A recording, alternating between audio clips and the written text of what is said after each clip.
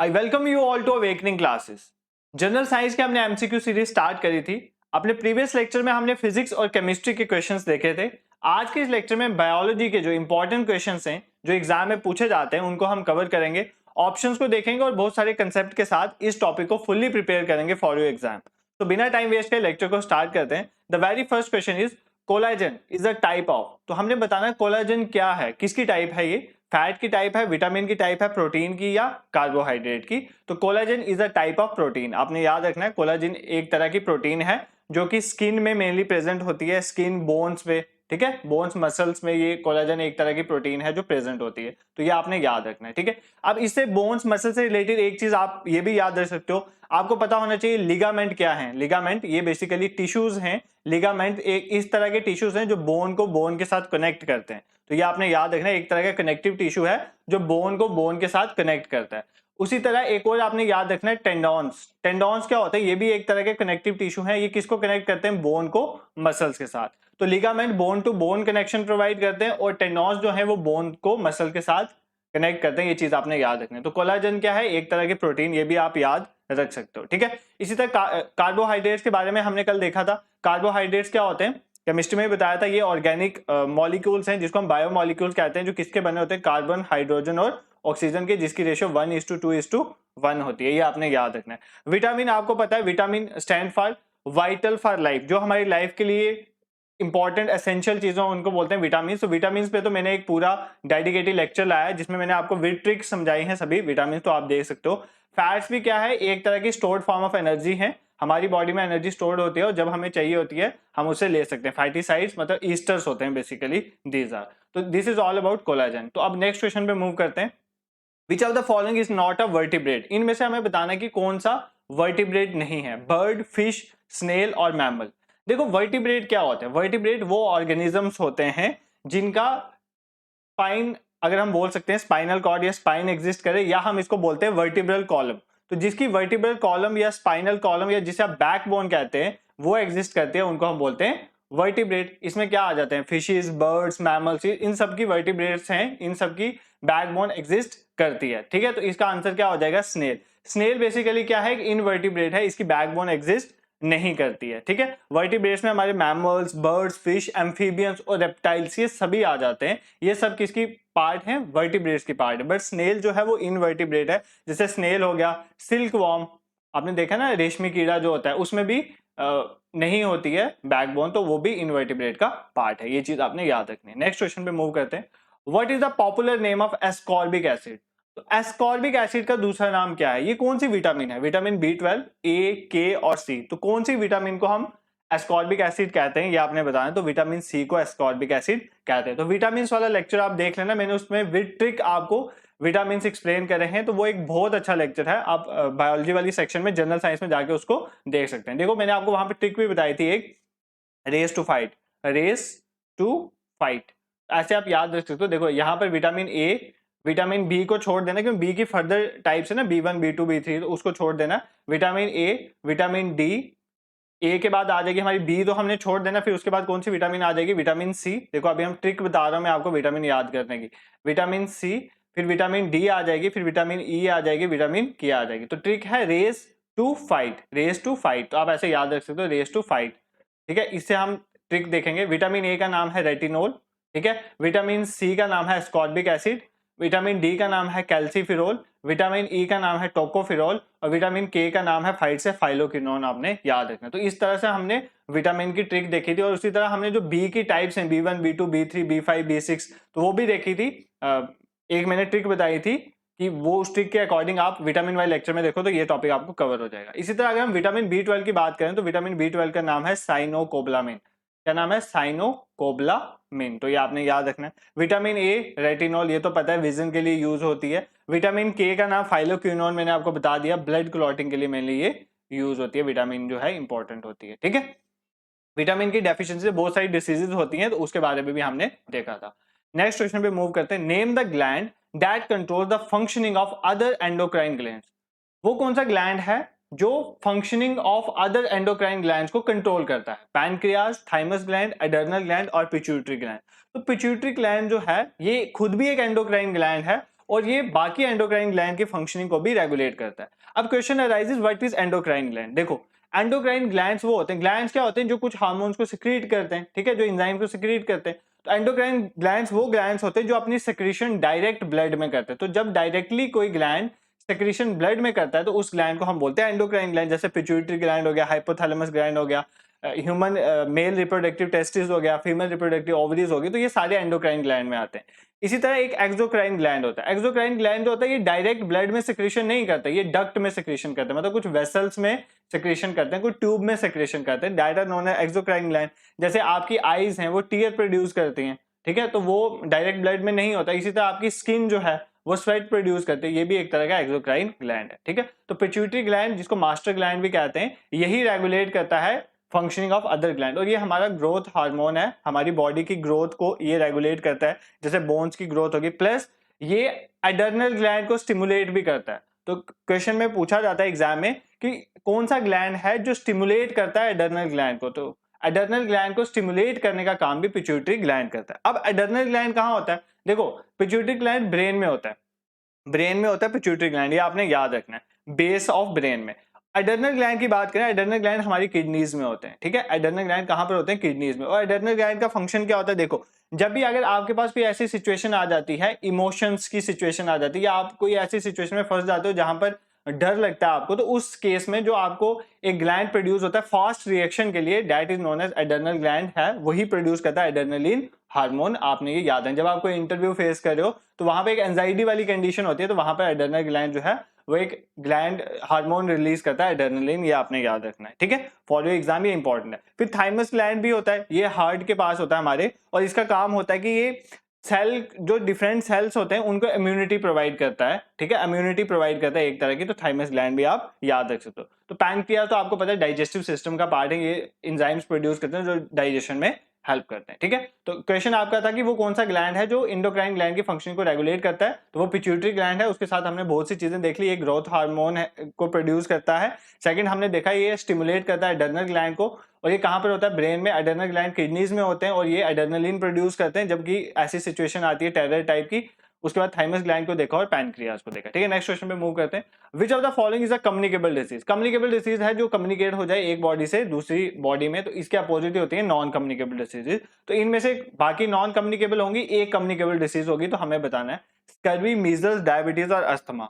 तो diabetes asthma ये तो नॉन कम्युनिकेबल है, आपको पता ही है, ठीक है। अस्थमा और डायबिटीज नॉन कम्युनिकेबल। जो मीजल्स है ना, ये एक तरह की कम्युनिकेबल डिजीज है, ठीक है। मीजल्स हो गया, कॉलरा हो गया, मलेरिया, टीबी, ये सारी कम्युनिकेबल डिजीज होते हैं। इस पे भी मैंने एक डेडिकेटेड लेक्चर लाया, आप उसको देख सकते हो, क्योंकि ये जो डिजीजेज वाला विटामिन वाला टॉपिक है, इसमें हर एग्जाम में क्वेश्चन पूछे जाते हैं। तो विद ट्रिक मैंने ये टॉपिक्स कवर करे हैं, तो आप इन टॉपिक को देख सकते हो। अब स्कर्वी जो है, स्कर्वी क्या है, स्कर्वी भी एक नॉन कम्युनिकेबल डिजीज है। ये किसकी वजह से होती है, विटामिन की डेफिशिएंसी की वजह से। अगर विटामिन सी किसी में प्रेजेंट नहीं होगा तो उसको डिसीज होती है कौन सी, स्कर्वी। तो विटामिन सी का साइंटिफिक नेम मैंने अभी आपको एक्सप्लेन करा था, एस्कॉर्बिक एसिड, तो ये आपने याद है। विटामिन में तीन चीजें मेनली याद रखनी होती हैं कि उसकी डेफिशिएंसी से कौन सी डिजीज होती है और उसका साइंटिफिक नेम क्या है, तो ये मैंने एक्सप्लेन करे हुए हैं विद ट्रिक। नेक्स्ट क्वेश्चन में मूव करते हैं। The shape of outer part of year. Year के आउटर पार्ट की शेप किस तरह की होती है, फनल, प्लेट, ड्रम और डिस्क। तो देखो फनल टाइप की शेप होती है आउटर पार्ट ऑफ ईयर की, ये आपने याद रखना है, ठीक है। फनल क्या होता है, जिसमें आप ऑयल वगैरह ट्रांसफर करते हो ना पीपी में, तो उसको बोलते हैं हम फनल। इस तरह की होती है फनल आपकी, इस तरह की होती है ना फनल आपकी, इसके थ्रू आप ट्रांसफर करते हो, तो फनल शेप हमारा ईयर की होती है, तो ये आपने याद रखना, आउटर ईयर की। तो बाहर से हमारा ईयर फनल शेप का होता है। नेक्स्ट क्वेश्चन पे मूव करते हैं। Which of the following is the largest gland in human body. तो ह्यूमन बॉडी में सबसे बड़ा ग्लैंड कौन सा है, थायराइड ग्लैंड, लीवर, किडनी और पैनक्रियाज। ये बहुत इंपॉर्टेंट क्वेश्चन है। लीवर जो है वो सबसे बड़ा ग्लैंड माना जाता है ह्यूमन बॉडी का। ये बाइल जूसेस को एक्सक्रीट करता है, जो किसमें हेल्प करते हैं, बॉडी डाइजेशन में हेल्प करते हैं। बॉइल जूस को ये क्या करता है, सिक्रीट करता है, हमने याद रखना है। उसके बाद ये प्रोटीन मैन्युफैक्चरिंग में भी हेल्प करता है, ये भी याद रखना। और मेटाबोलाइजिंग ड्रग्स, अब कुछ हम ड्रग्स कंज्यूम करते हैं ना, उसको मेटाबोलाइज करने में भी हेल्प करता है क्या, लीवर, ठीक है। मेटाबॉलिज्म मतलब एनाबॉलिज्म या कैटाबॉलिज्म, जोड़ने तोड़ने का काम करता है, तो वो मेटाबॉलिज्म ऑफ ड्रग्स में इंपॉर्टेंट रोल प्ले करता है, आपने ये याद रखना है, ठीक है। नेक्स्ट क्वेश्चन में मूव करते हैं। The male sex organs in a floor. एक फ्लोर में मेल सेक्स ऑर्गन कौन सा होता है। देखो फ्लोर की अगर हम बात करें, फ्लोर में मेल सेक्स ऑर्गन भी होगा और फीमेल सेक्स ऑर्गन भी होगा, ठीक है। अब हमने बताना कि मेल सेक्स ऑर्गन कौन सा होता है फ्लोर में। जूस्पोर्स, स्टैमन, पिस्टिल और क्लोरोफाइकी। तो कौन सा होता है stamen? Stamen is the male sex organ in a flower. तो फ्लावर में मेल सेक्स ऑर्गन स्टैमन होता है। फीमेल कौन सा होगा वो पूछ सकते हैं आपको। फीमेल होता है कार्पल। आपने याद रखना फीमेल में फीमेल ऑर्गन कौन सा होता है, सेक्स ऑर्गन किसी प्लांट में, वो कार्पल होता है। ठीक है, यहाँ पर जो प्लांट की बात हो रही है ना, ये कौन से प्लांट की बात हो रही है? एंजियोस्पर्म्स की बात हो रही है। देखो प्लांट को हम दो पार्ट्स में डिवाइड करते हैं, एक होते हैं एंजियोस्पर्म्स, एक होते हैं जिम्नोस्पर्म्स। मेन जो है क्लासिफिकेशन प्लांट्स की, एक होती है एंजियोस्पर्म, एक होते हैं जिम्नोस्पर्म। जिम्नोस्पर्म होते हैं जो सीड्स या फ्रूट नहीं बनाते हैं। ठीक है, जिम्नोस्पर्म जो होते हैं वो फ्रूट सीड या फ्रूट नहीं बनाते हैं। एंजियोस्पर्म्स होते हैं जो सीड या फ्रूट बनाते हैं, उनको क्या बोलते हैं? एंजियोस्पर्म। एंजियोस्पर्म के जो पार्ट्स होते हैं ना, उसमें क्या क्या आ जाते हैं? प्लांट, एंजियोस्पर्म प्लांट के पार्ट्स में जैसे कार्पल आ जाते हैं, पेटल होता है, सेपल होता है। ठीक है, तो उनमें आपको याद रखना है फीमेल कौन सा होता है कार्पल, और मेल सेक्स ऑर्गन कौन सा होता है स्टैमन। ये आप याद रख सकते हो। एंजियोस्पर्म में आप याद रख सकते हो, एंजियो मतलब सीड होते हैं और जिम्नो में सीड नहीं होते। ठीक है, नेक्स्ट क्वेश्चन पे मूव करते हैं। What is the full form of DNA? तो ये बहुत सिंपल क्वेश्चन है। डीएनए की फुल फॉर्म क्या है? Diribonucleic acid, dinucleic acid, dual nitrogen acid, deoxyribonucleic acid. तो डीएनए की फुल फॉर्म होती है डीऑक्सीराइबो न्यूक्लिक एसिड। देखो दो चीजें होती है, एक होता है डीएनए, एक होता है आरएनए। पहले तो आप समझ लो डीएनए होता है डीऑक्सीराइबो न्यूक्लिक एसिड, आरएनए होता है राइबो न्यूक्लिक एसिड। ठीक है, राइबो न्यूक्लिक एसिड, ये डीऑक्सीराइबो न्यूक्लिक एसिड, ये दोनों प्रोटीन्स हैं, कुछ नहीं है, ये दोनों क्या है? प्रोटीन्स हैं। फर्क क्या है? ये डबल लेयर हेलिकल स्ट्रक्चर होता है, इसमें इस तरह का स्ट्रक्चर होता है, डबल लेयर होता है यहाँ पर, और आरएनए में सिंगल लेयर होती है। ये आपने याद रखना है। डीएनए डबल लेयर होता है, हेलिकल स्ट्रक्चर होता है, हेलिकल मतलब इस शेप को हेलिकल बोला जाता है। आरएनए जो है वो सिंगल हेलिकल स्ट्रक्चर होता है, ये आपने याद रखना है। ठीक है, अब आपने और क्या याद रखना, मतलब इसमें दो लेयर है, इसमें एक लेयर है, डीएनए और आरएनए में, ये आपने याद रखना मेन। और डीएनए क्या होता है बेसिकली? देखो डीएनए क्या है? डीएनए जो है वो हेरिडिटी, आप किसी का डीएनए टेस्ट होता है, डीएनए मतलब उसकी हेरिडिटी, प्रोजनी को चेक करने के लिए, उसके फादर कौन है, एंसेस्ट्री को हम चेक कर सकते हैं। डीएनए का एक स्मॉल सा पोर्शन होता है जीन। जीन कई बार एग्जाम में जीन पूछा जाता है। जीन क्या होता है? जीन होता है सेगमेंट ऑफ डीएनए, इस डीएनए का छोटा सा सेगमेंट जो जेनेटिक इंफॉर्मेशन को ट्रांसफर करता है फादर टू या parent to offspring. Father mother parents में आता है, पेरेंट्स टू ऑफस्प्रिंग, वो कौन लेके जाता है? जीन लेके जाता है। और जीन क्या होता है? एक डीएनए का सेगमेंट होता है। ये चीज आपने याद रखना है। डीएनए और आरएनए क्या होते हैं? प्रोटीन्स होते हैं। तो ये आपने याद रखना। ठीक है, नेक्स्ट क्वेश्चन पे मूव करते हैं। Dash is the interaction in which one species benefit and other is neither harm not benefit.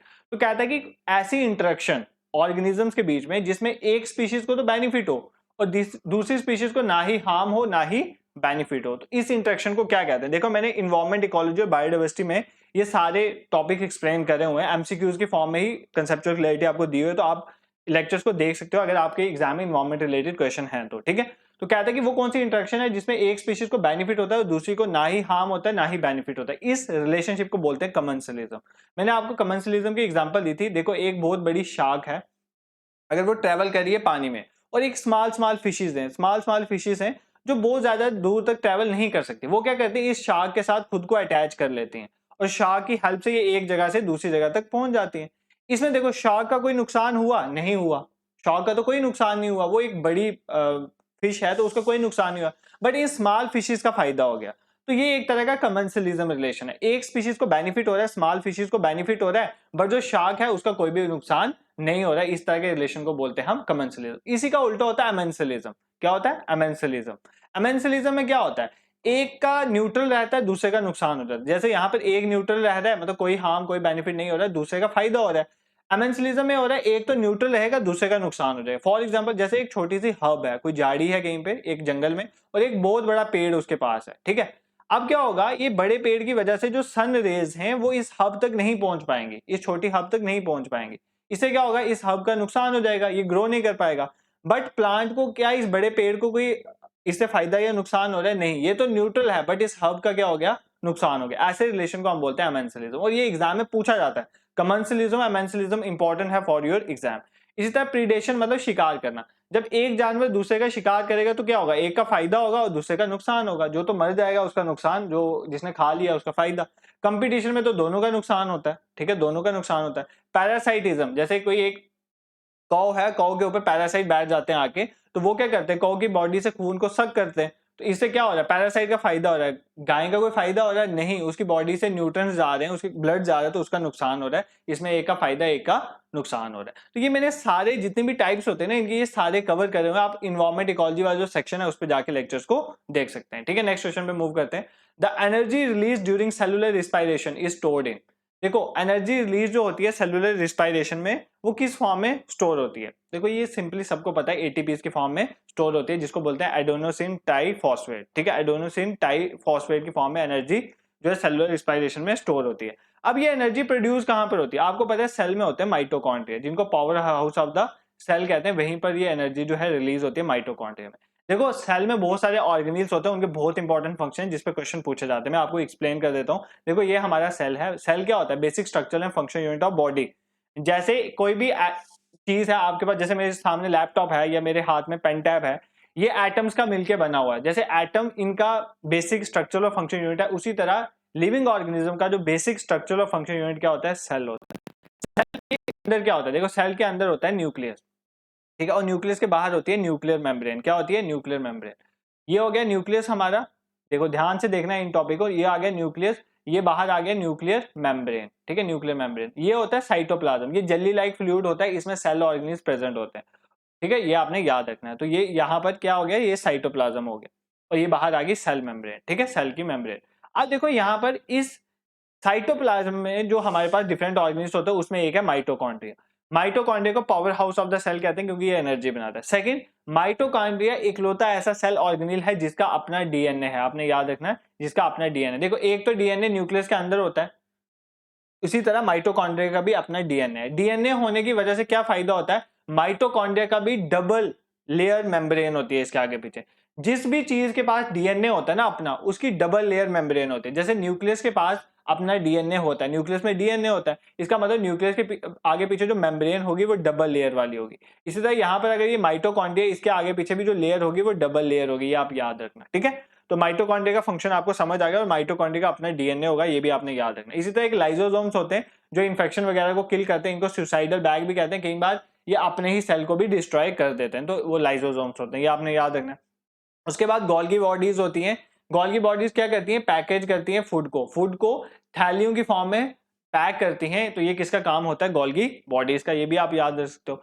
अब सबसे इंपॉर्टेंट चीज होती है एंडोप्लाज्मिक रेटिकुलम। ठीक है, एंडोप्लाज्मिक रेटिकुलम क्या होता है, एक नेटवर्क होता है मेम्ब्रेन का। ध्यान से सुनना, एक नेटवर्क मतलब एक जाला टाइप समझ लो, जैसे मकड़ी का जाला होता है ना, इस तरह से मेम्ब्रेन मतलब एक जाला होता है किसका, मेम्ब्रेन का। और ये कहां पर अटैच होता है, न्यूक्लियर मेम्ब्रेन में। कहां पर अटैच होता है, न्यूक्लियर मेम्ब्रेन में। एक मतलब एक नेटवर्क लाइक स्ट्रक्चर होता है जो कहां पर अटैच होता है, न्यूक्लियर मेम्ब्रेन में। अब ये दो तरह का होता है, देखो ध्यान से सुनना। एक होता है स्मूथ एंडोप्लाज्मिक रेटिकुलम, एक होता है रफ एंडोप्लाज्मिक रेटिकुलम। अब ये जो रफ एंडोप्लाज्मिक रेटिकुलम, इसको रफ इसलिए कहते हैं क्योंकि इसके ऊपर क्या प्रेजेंट होते हैं, राइबोसोम्स। क्या प्रेजेंट होते हैं, राइबोसोम, और यही प्रोटीन की मैन्युफैक्चरिंग करते हैं। तो राइबोसोम भी एक तरह के सेल ऑर्गेनिल्स हैं, वो कहां पर अटैच होते हैं, रफ एंडोप्लाज्मिक रेटिकुलम में, और क्या प्रोड्यूस करते हैं, प्रोटीन। तो ये चीज आपने याद रखना है। तो कौन प्रोटीन सिंथेसिस के लिए रिस्पॉन्सिबल है, राइबोसोम। राइबोसोम कहां पर अटैच होते हैं, स्मूथ एंडोप्लाज्मिक रेटिकुलम में या रफ एंडोप्लाज्मिक रेटिकुलम में, तो रफ एंडोप्लाज्मिक रेटिकुलम में। एंडोप्लाज्मिक रेटिकुलम खुद कहां पर अटैच होते हैं, न्यूक्लियर मेम्ब्रेन के ऊपर, और ये क्या होते हैं, एक नेटवर्क लाइक स्ट्रक्चर।